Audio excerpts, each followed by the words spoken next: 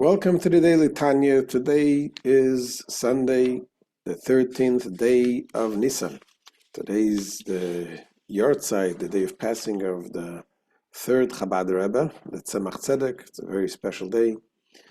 May his merit protect us, and we should have the coming of Mashiach very soon. And tonight, don't forget, we're going to search for the chametz. We're getting ready for Pesach. If you didn't sell the chametz yet, it's important to do it today, because today is the last day we can do it. And let's begin with tzedakah, gedola tzedakah, shemekareves es hageula. Tzedakah brings Mashiach closer. And we continue in chapter 41, where the Alter Rebbe discusses the different kavanas of the yirat shamayim, the fear of Hashem, the awe of Hashem that we have through the mitzvahs, the doing the mitzvahs. There is the general concept of accepting Hashem, realizing that Hashem nitzav alav, Hashem is watching us, Hashem is everywhere. We are always in the presence of Hashem. And that is a general thinking. And then the Alter Rebbe discussed about more particularly individual mitzvahs, how each individual mitzvah has a different way of thinking of how this connects us in a different aspect, a different part of our being to be nullified to Hashem. So yesterday we used the example of putting on tefillin. We said tefillin is about the intellectual part, and we spoke about the four elements of the intellect. We have the chachma, bina, and the das. The wisdom, the understanding, and the knowledge. And knowledge means connecting what we understand. And that is divided into two, which is kindness, love, and gevura, restriction. Severity is chesed and gevura. So putting on tefillin helps us to draw upon ourselves this godly intellect. And we are doing this also by nullifying our own intellect to be used only for godly purposes. And the Alter Rebbe goes on now to explain also what we think when we put on the Talis. The Talis, we wrap ourselves with the mitzvah completely, and that represents a very accepting God as King, that we become completely nullified under the light and the presence of Hashem. That is what we think, why we put on the Talis. So when we do those mitzvahs, says the Alter Rebbe, with thinking and preparing ourselves this way, that we're not only doing it out of love, we're doing it with fear of Hashem, accepting Hashem as King, nullifying our self to Hashem, and our individual aspects of individual powers and faculties we nullify to Hashem. That makes everything, we become completely servants of Hashem. So let's see inside what the Alter Rebbe explains. Says the Alter Rebbe, Ubatifas tzitzis yechaven k'meishekosu v'zoya lehamshich olav malchuso yizbarich. And by putting on the tzitzis, one should bear in mind that it is written in the Zohar, what is written in the Zohar, namely that he should draw upon himself his blessed kingdom, accepting upon ourselves the kingdom of Hashem, Ashehi Malchus Kol Olamim V'chulu, which is the kingdom of all worlds. Hashem is king in the kingdom of all worlds. Nevertheless, we should intend and endeavor to focus. We should intend and endeavor to focus God's kingdom specifically over ourselves through this mitzvah. But the commandment of tzitzis is particularly effective in enhancing one's acceptance of the yoke of heaven. And that is one of the mitzvahs in the Torah. It says, you should appoint yourself a king. What does that mean? When there is a king present, people automatically are afraid of him.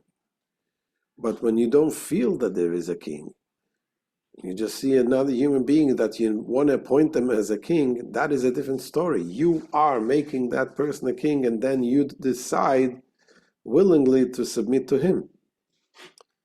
In a similar way, we committing to Hashem, even though we don't understand God's greatness, but we, with our decision, with appointing ourselves the king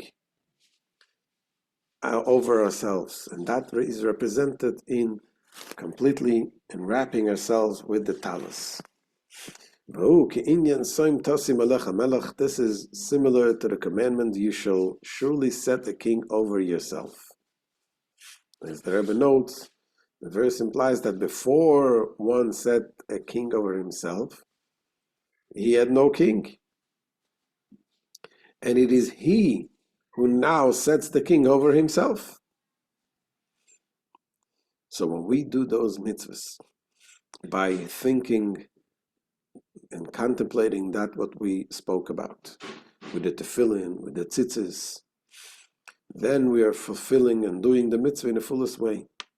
And the Alter Rebbe goes on to say that even though you may not necessarily feel all of this, what you're thinking, to the awe of Hashem, you may not get to the level of actually feeling the awe and fear in your heart, openly in your heart. Nevertheless, says the Alter Rebbe, when you think about it and you do the mitzvahs following that thought, that is considered a full service of Hashem, even though you're not actually feeling it in your heart. That's what Alter Rebbe goes on. In such a case, meaning having contemplated this matter, then, even though after all this meditation, no dread of fear descends upon him in a manifest manner in his heart, nevertheless, Ma'achar shemekabel olav malchus shamayim umamshich olav yirosa yisborich ve'izgalus machshavtoi u'retzoinoi shebemoichei. It says, nevertheless, since he accepts the kingdom of heaven upon himself and draws upon himself the fear of him in his conscious thought and rational volition. So again, like we discussed earlier in the previous lessons, sometimes you're not capable of developing a palpable, tangible feelings of love and fear and dread in your heart, but in your mind you understand this. You understand that this is the right thing, and that is what you should feel. And you follow the mitzvah based on that thought. And says the Rebbe that now this thought is real. Because deep in the heart, we do have that. It is a natural thing by every Jew to have that feeling towards Hashem. Except that in a revealed way, we don't feel it, we don't sense it. So therefore, once you think about it, it's considered real, even deep in your heart. And this submission to God and his fear of him is beyond doubt a sincere one.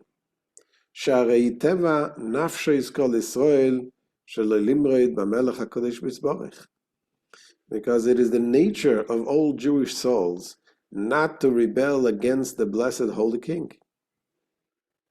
So therefore, as a conclusion, once you have this thought in your mind, even though you don't feel it palpably in your heart, when you study Torah or you do a mitzvah with this conclusion, it is considered a complete service of Hashem.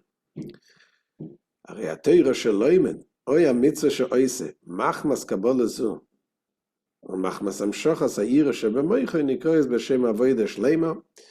the Torah he studies, or the commandments he performs, because of his submission to the heavenly yoke, and because of the fear that he has drawn into his mind, they are termed complete service of the king, that can result only from a fear of God, as the Alter Rebbe soon goes on to say.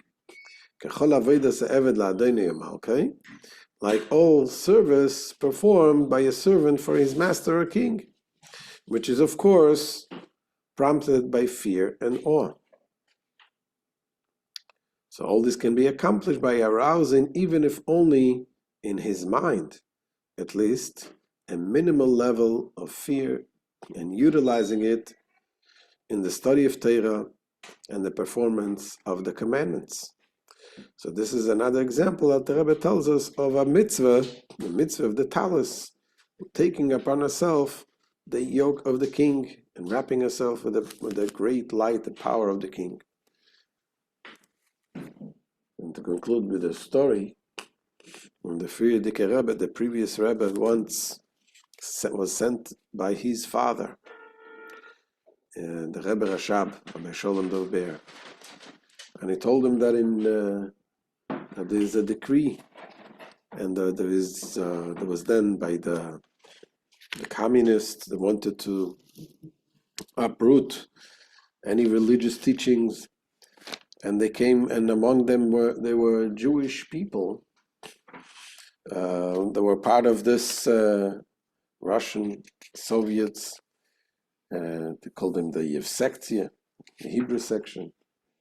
And so one of them was particularly active in writing up a whole proposal to the government of changing the laws of not allowing the Jewish schools to teach Torah, particularly to teach Kabbalah and so on. So the Rebbe sent his son to go to Moscow and to make sure to take care of this. So he went there, and he was, and I'm sorry, that wasn't to Moscow, that was to Petersburg, to go, and he took his wife, the Rebbe Tzemach Medina, because it was a Corvette operation, they said. They went to see a doctor. So he came to Petersburg, and he looked for ways of trying to figure out what he can do. And he couldn't find a solution. Couldn't find a way. Whatever he tried to meet people, whatever, it wasn't helping. So at one point, he sent a letter. And he sent a telegram to his father that he's not able to do. The father told him to try more, and he tried again, and he couldn't do it. He couldn't find a solution, and he decided to go back to his father, to go back to Lubavitch. And he came back, and when he came back, the Rebbe Rashab, his father, was getting ready to daven Shachris, to pray, and he was holding his Talis on his shoulder, getting ready to daven the morning prayer. And he told his father everything what happened, that he's trying and it's not helping. So the father told him the story would happen with the Alter Rebbe, that there was once the Alter Rebbe sent his son, the Mittel Rebbe, Rabbi Dovber, to fulfill a mission. And he was not successful. And he came back to his father. And he told his father that he was not successful, and his father, the Alter Rebbe, was preparing with the Talis before davening. And then the father told the Alter Rebbe, told to the Mittel Rebbe,